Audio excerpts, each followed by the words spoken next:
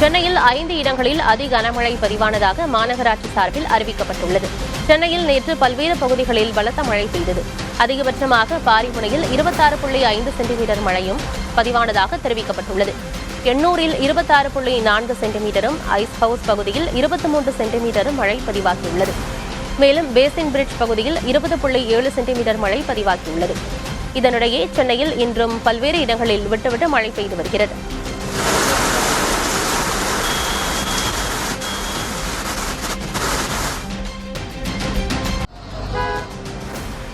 திருவள்ளூரில் கொட்டி தீர்த்த கனமழையால் சென்னை கொல்கத்தா தேசிய நெடுஞ்சாலையில் உள்ள சுங்கச்சாவடியில் மழைநீர் குளம் போல தேங்கியுள்ளது. கடந்த 24 மணி நேரத்தில் செங்குன்றத்தில் 18.5 சென்டிமீட்டர் மழையும், சோழவரத்தில் 14 சென்டிமீட்டர் மழையும் பதிவாகியுள்ளது. இதனால் சென்னையிலிருந்து ஆந்திரா வழியாக கொல்கத்தா செல்லும் தேசிய நெடுஞ்சாலையில் மழைநீர் தேங்கியுள்ள நிலையில் அதனை உடனடியாக வெளியேற்ற வாகன ஓட்டிகள் கோரிக்கை விடுத்துள்ளனர்.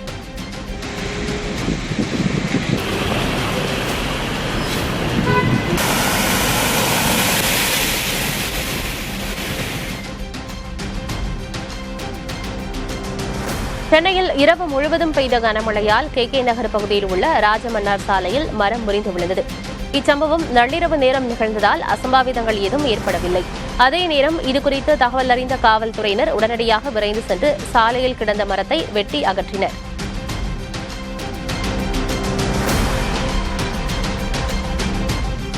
சென்னையை அடுத்த வேலப்பன் சாவடியில் நீரில் மூழ்கிய கார் கிரேன் மூலமாக மீட்கப்பட்டது. ஆவடியைச் சேர்ந்த கார்த்திகேயன் என்பவர் பல் சிகிச்சைக்காக வேலப்பன் சாவடியில் உள்ள தனியார் மருத்துவமனைக்கு வந்துவிட்டு திரும்பும்போது அவர் புதிதாக வாங்கிய கார் மழை வெள்ளத்தில் சிக்கியது. வேலப்பன் சாவடி சர்வீஸ் சாலையில் இருந்த பள்ளத்தில் கார் மாட்டிக்கொண்டது. ஒரு கட்டத்தில் காரை இயக்க முடியாததால் கார் மெல்ல மெல்ல நீரில் மூழ்கியது. கார்த்திகேயன் உயிரை பணயம் வைத்து அதிலிருந்து வெளியேறினார். இதையடுத்து சம்பவ இடத்திற்கு சென்ற பூந்தமல்லி போக்குவரத்து காவல்துறையினர் கிரேன் உதவியுடன் நீண்ட போராட்டத்திற்கு பிறகு வெள்ளத்தில் சிக்கிய காரை மீட்டனர்.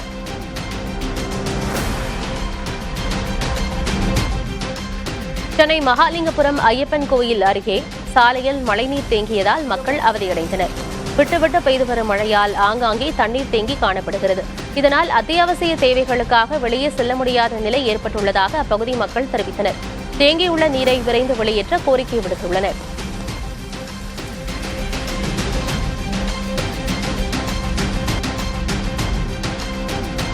தேனி மாவட்டத்தில் மேற்கு தொடர்ச்சி மலை பகுதிகளான ஐயனார் கோவில், தானா தோட்டம் உள்ளிட்ட இடங்களில் பெய்த கனமழையின் காரணமாக வறண்டு காணப்பட்ட கண்டவனூர் வைகை ஆற்றில் நீர்வரத்து அதிகரித்துள்ளது.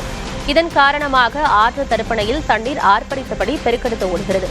பொதுமக்கள் யாரும் குளிப்பதற்கோ துணி துவைப்பதற்கோ தடுப்பணையில் இறங்க வேண்டாம் என பொதுப்பணித்துறையினர் எச்சரிக்கை விடுத்துள்ளனர்.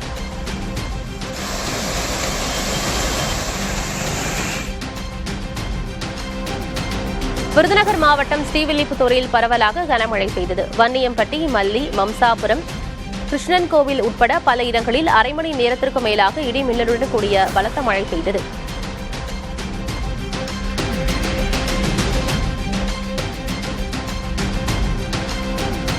வேதாரண்யத்தில் டிட்வா புயல் காரணமாக தொடர்ச்சியாக பெய்த கனமழையில் வேதாரண்யேஸ்வரர் திருக்கோவிலின் உட்பிரகாரம் மற்றும் வெளிப்பிரகாரங்களில் மழைநீர் தேங்கி குளம் போல காணப்பட்டது.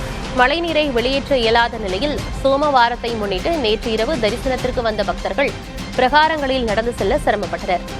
கோவில் சார்ந்த பல பகுதிகளில் நீர் தேங்கி நின்றதால் வழிபாடு செய்வதில் இடையூறு ஏற்பட்டது.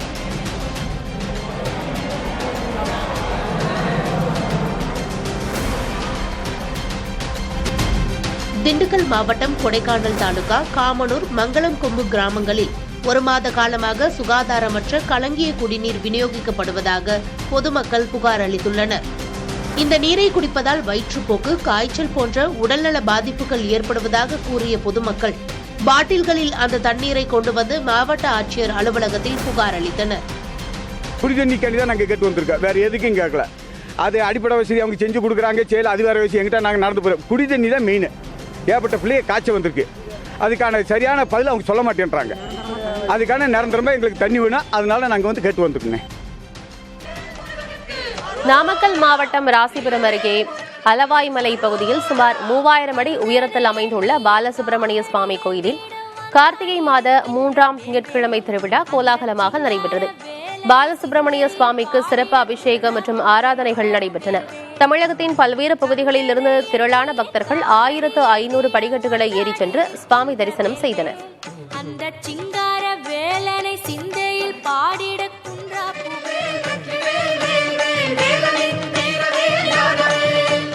வெற்றிவேல் முருகனுக்கு அரோஹரா, வீரவேல் முருகனுக்கு அரோஹரா, கந்தவேல் முருகனுக்கு அரோஹரா.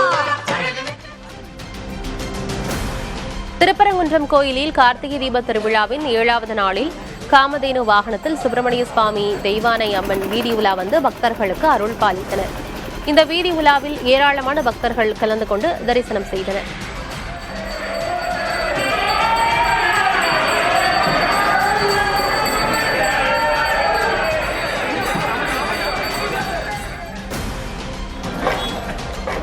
காஞ்சிபுரம் வரதராஜ பெருமாள் திருக்கோயிலில் கைசிக ஏகாதசியை முன்னிட்டு திருவடி கோயில் புறப்பாடு உற்சவம் விமரிசையாக நடைபெற்றது.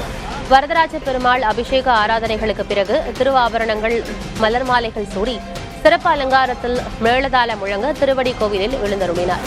இதனிடையே நீதிமன்ற உத்தரவின்படி பெருமாள் முன் பிரபந்தம் பாட வந்த தென்கலை பிரிவினரை கோயில் நிர்வாகம் அனுமதிக்காததால் இரு தரப்பினரும் வாக்குவாதத்தில் ஈடுபட்டனர்.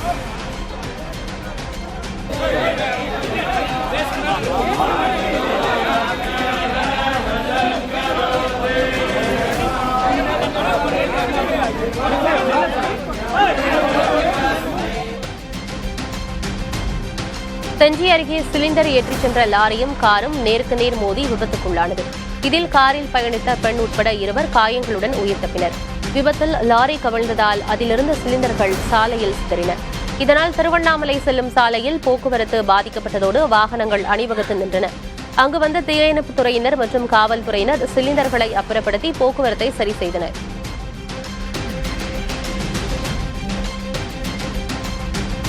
வேலூர் மாவட்டம் ஒடுக்குத்தூர் அருகே சட்டவிரோத மின் வேலையில் சிக்கி ஒரே குடும்பத்தைச் சேர்ந்த தந்தை மற்றும் 2 மகன்கள் உயிரிழந்தனர். நேற்று இரவு நர்சரி நிலத்தில் கண்காணிப்புக்கு சென்றபோது தந்தை ஜானகிராமன் மின்வேலியில் சிக்கியதைக் கண்டு அவரை மீட்க முயன்ற விகாஷ், ஜீவா ஆகிய மகன்களும் அதே வேலியில் சிக்கி உயிரிழந்தனர். வேப்பங்குப்பம் போலீசார் உடலை மீட்டு வேலூர் அரசு மருத்துவக் கல்லூரி மருத்துவமனைக்கு அனுப்பினர். விசாரணையில் அருகில் உள்ள நிலத்தை குத்தகைக்கு எடுத்த சங்கர் என்பவர் சட்டவிரோதமாக மின்வேலி அமைத்திருந்தது தெரியவந்துள்ளது. அவர் தலைமறைவாக இருப்பதாகவும் காவல்துறை தேடி வருவதாகவும் கூறப்பட்டுள்ளது.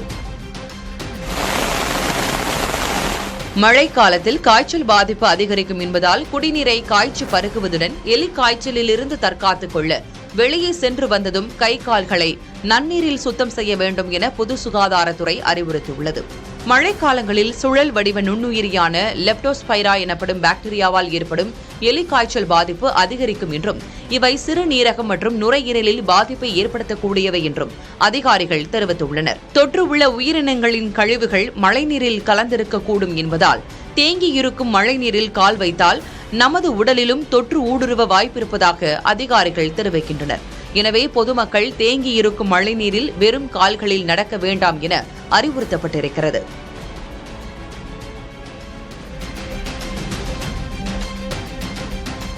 வேதாரண்யம் சுற்றுவட்டார கிராமங்களில் டிட்பா புயல் காரணமாக ஏற்பட்ட கனமழை மற்றும் வெள்ளத்தால் சம்பா, தாளடி நெற்பயிர்கள் பாதிக்கப்பட்டுள்ளன. தகடூர், தாணிக்கோட்டகம், வடமலை, மணக்காடு, தலைஞாயிறு உள்ளிட்ட பல கிராமங்களில் நீர் தேங்கி பயிர்கள் முழுவதுமாக சேதமடைந்ததைத் தொடர்ந்து தமிழக காவேரி விவசாயிகள் சங்க பொதுச் செயலாளர் PR பாண்டியன் ஆய்வு செய்தார். பின்னர் பேசிய அவர், பேரிடர் பாதித்த கிராமங்களாக அறிவித்து இழப்பீடு வழங்க போர்க்கால அடிப்படையில் நடவடிக்கை எடுக்க வேண்டும் என்று வலியுறுத்தினார்.